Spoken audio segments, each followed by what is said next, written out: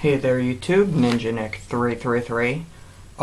This is my deck profile for my light SaberBolt that I brought to the KMC in Poughkeepsie, New York at Dragon's Den. It performed pretty well. It's just I ended up going 3 and 4. If you saw my whole vlog, I'm probably going to be repeating myself from it a couple times, but it performed pretty well for doing 3-4. I mean, every single game I played, whether I won or lost, was ridiculously close. Especially the ones where I lost. Like, the ones where I won sometimes were a little one-sided. But, overall, I was kind of happy with how it worked, but at the same time, I wasn't. Like, there was just so many things that I thought this would be good for, and it just ended up not working. And I'll get into that. So first, for the actual light part of the SaberBolt, there is 3 Lux. Lux is definitely the best bird. Because it's just the 2 drop, you tap 1 less mana for your dragons. And whenever one of your creatures would be banished, you can just banish this instead. So, that's pretty awesome. I wanted it in there so that, you know, I could substitute it for my Infernus, or for my Andromeda, or even for my Flame Spike, Tatsurion. So, that was cool. Lux definitely was perfect in here. No complaints about it. Just sometimes, it was just a lot of the times I would get it, and I'd get this, Sabertooth stuff. And sometimes I would have dragons, and I wouldn't have the Luxes. And that's really what the downfall of this deck is mostly the consistency part, I would have to say. I tested it a lot. Unfortunately, I had to by myself, but I tested a lot by myself, and it seemed really consistent, but, you know, it never performs the same at an event. Next up is the obvious 3 Lyra. If I'm playing light, you're playing Lyras, right? So, that's pretty obvious. You summon it, it taps a guy. With a Lux out, he costs 1 less. Yada yada. Everybody knows. Double breaker, so he can act as a finisher. Then I've got 2 Andromeda. I don't think you should ever play more than 2 Andromeda in a deck, because you can deck yourself out, or if you go through 2 Andromedas, do you really need a third? Like, stuff like that. Even in control decks, yeah, you're playing like 50 cards, but you should be able to draw into them. So, it's just my personal opinion. And then, of course, opponent tries to attack you, they have to tap one of their other creatures, which is nice. And you summon it, and you get 2 more shields. Which, yeah, there's people playing the Water Spout Gargoyle, bouncing Water Spout and this back to the hand every turn, so people would recast Andromeda. And I know Aiden was decking out a lot of people that way. Of course, before the event, I knew that that was a thing, and I wouldn't fall prey to it. But I never played I only played a couple controls. 2 Spark Cage, because I wanted to be able to kill stuff, and this deck doesn't have water, so I wanted to be able to draw if necessary. And it actually did work out. I casted it once just to draw another card, and when I did, I drew an Andromeda, and it saved me another turn. Then only 2 Storm Spark Blast. I would bump up to 3 if I was to play this exact color scheme again. Because it never came in handy hard casting it, but I needed it in shields more than I care to admit. And it only showed up in shields once, where it actually made a difference. And that's it for light. That's what, 1, 2, 3, 4, 5, 6, 7, 8, 9, 10, 11. That's 12 light. Then for nature, got triple prickle. He's great just because he's the one drop. If I open him up, I generally won. If I opened up just one of him, I generally won that game. Not every time, but almost all the time. Because then I can summon him turn 1, then attack turn 2, he goes back to hand, turn 3, summon him again, turn 4, evolve him. And that's amazing. Because then that turn you attack, and it's turn 4 and they're already down 3 shields. So, I really like Prickleback, he's awesome. Then I've got 3 of the Razor Hides. I really like Razorhide. Even though he's really slow, now that all the dragon stuff has come out in the Evos, he's still great because you can still just, if your opponent doesn't get ramped up or, you know, got their dragon stuff up fast enough, you can go and swing for a couple shields with him and get a couple extra mana, and it helps so much. Every time I was able to get Razorhide off at least once in a game, I won. Which was always nice. Razorhide is definitely one of my favorite nature cards. Then we've got 3 of the Bronze Arm Tribes. There were actually games where I would play Bronze Arm Tribe just because I had it. Like, it would be the only card in hand, and I'm like, well, I gotta do something, and summon it, and not use its mana ramping ability, because I would already be at 10 to 12. So, I would probably substitute him for Moon Howler Tribe, because he's 2 instead of 4. Just because really the Bronze Arm Tribe's version of mana ramp isn't really useful in this particular deck for me. Then after that, at first I was going to do 2, but then I decided that the mana ramp part of when it dies, it was too important to just do 2.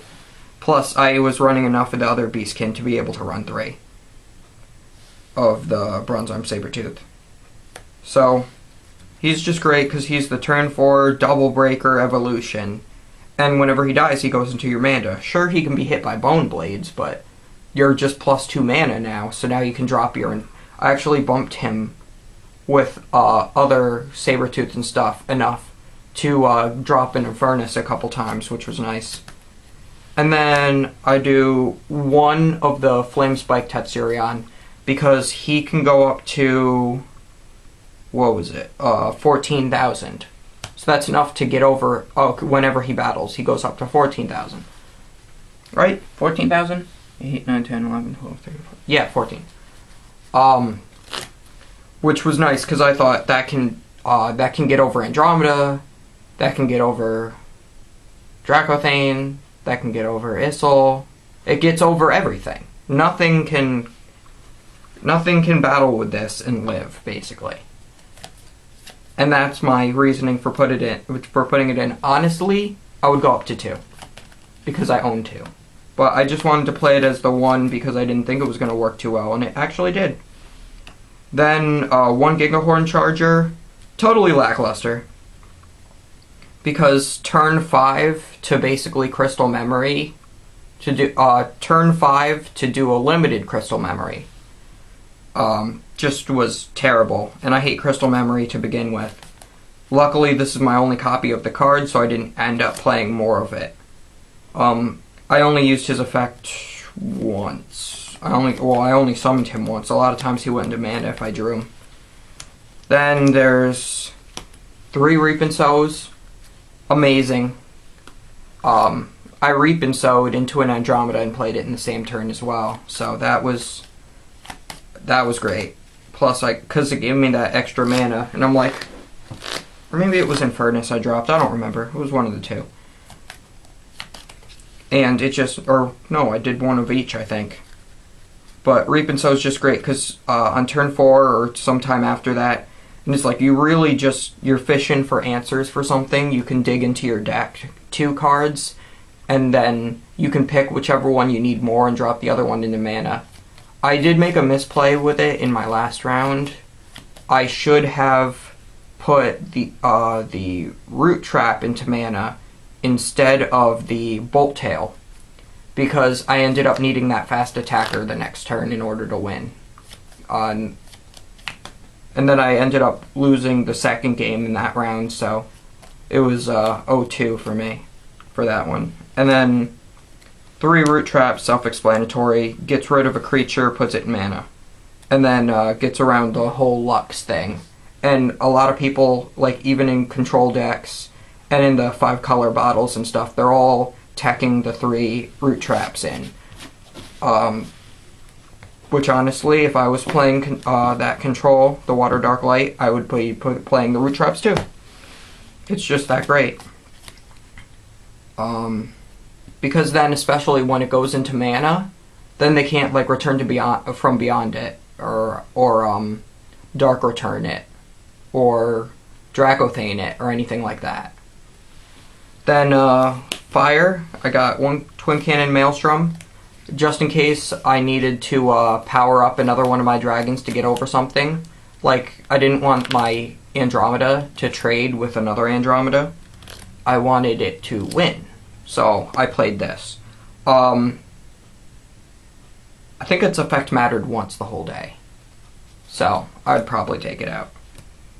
Like, there's so many cards in here that just did not perform the way I thought they would. And then, 1 Tetsurion, because he's kind of like a fast attacker, it's just he can only hit the tapped guys. Again, lackluster, because guess who's always tapped on my opponent's side of the field? It's always Issel, or Andromeda, or Dracothane, or Dreadclaw. So, he only killed 1 thing. It would have been nice if I had both of these out, because then he would be able to kill Lyras.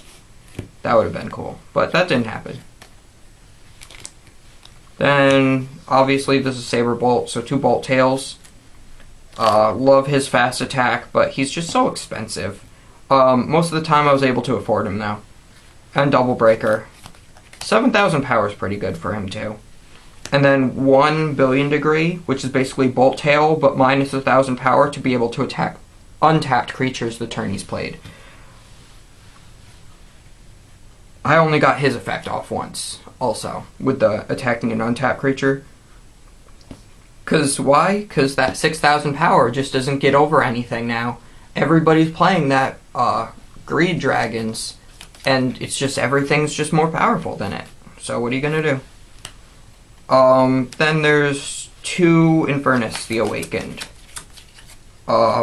Again, would not play more than 2 of a 9-drop dragon in this kind of a deck. Triple Breaker is amazing. Your opponent can't play creatures that are 4,000 or less. My Infernus never stayed on the board for more than 2 turns the whole time. So, that was a little disappointing. And then, 1 Overcharge. This ended up securing my win one game, and it was the only time I ever cast it the whole tournament. I had an Infernus and 2 Razor Hides. I saw that the other guy had... This was round 2, I think.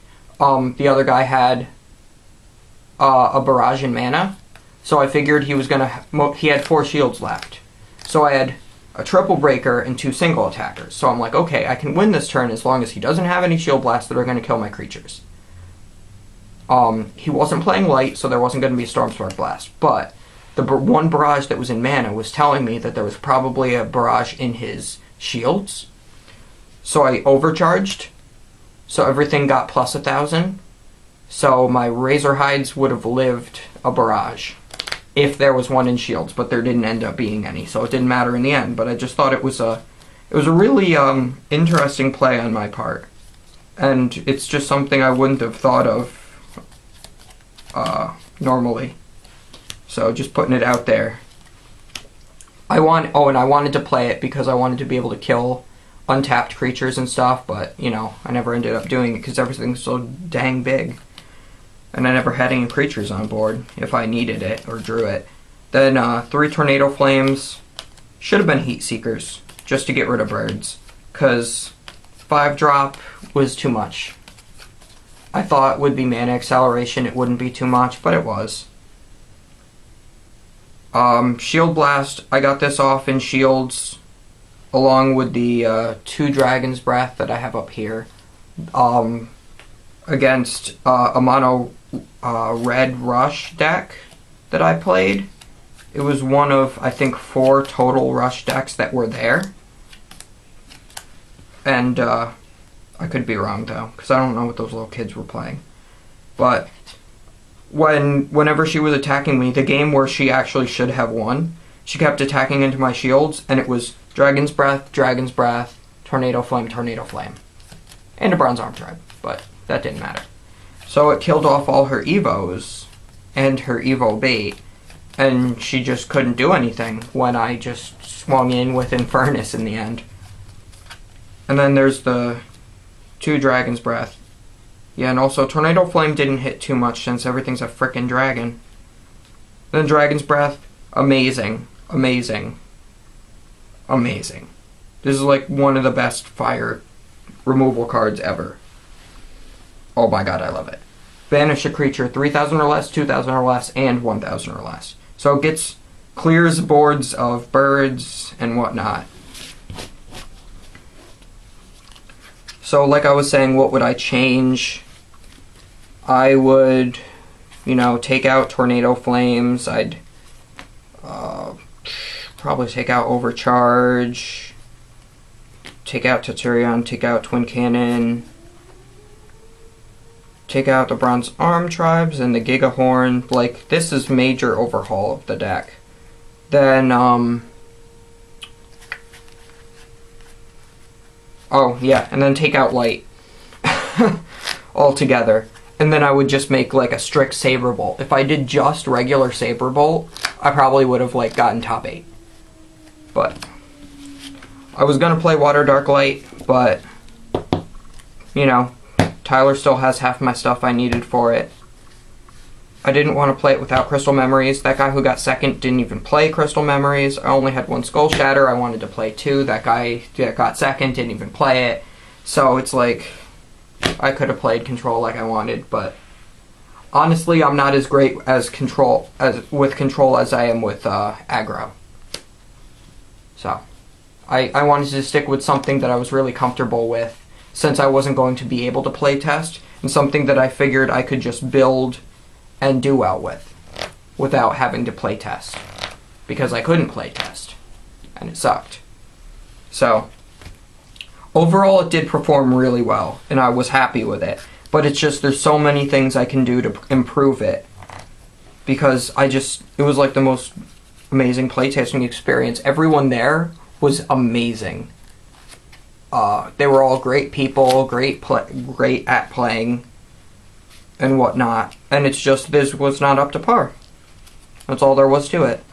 I mean, 3-4, I didn't even go positive, which I was not happy about, but that's okay. I'm going to go to Massachusetts, definitely, too. Still going to try to go to Pennsylvania, even though I have nobody to go with me, really.